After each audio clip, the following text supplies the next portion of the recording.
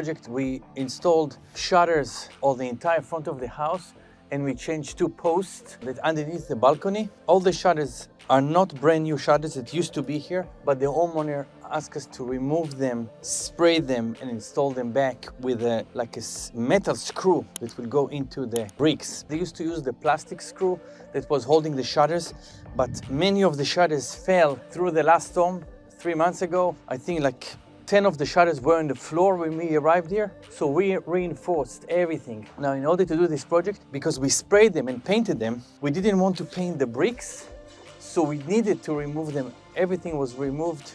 We put it on the floor. Of course, underneath we had drop cloths to protect the floor, and then we spray them. We scrape, prime, and paint 2 coats. Everything by spray. It was a 2.5 days project, and all the shutters are back and installed and reinforced. So the shutters are on this side and on this side of the house. This side, this is the garage here. It's a big house. It's about 5,500 square footage house. And then we installed here all this, reinstalled all the shutters back.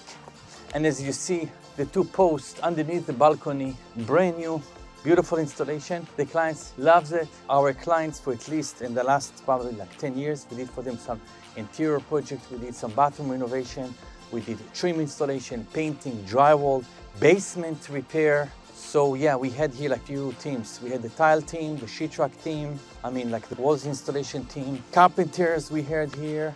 And right now, this project we were using 2 of our carpenters and 1 of our painters to do this project. It was just before the Memorial Day, so they wanted us to finish super fast, start, finish in a couple of days. They're very happy. You see, they're taking care of the house, everything, just beautiful. We are in Princeton, New Jersey.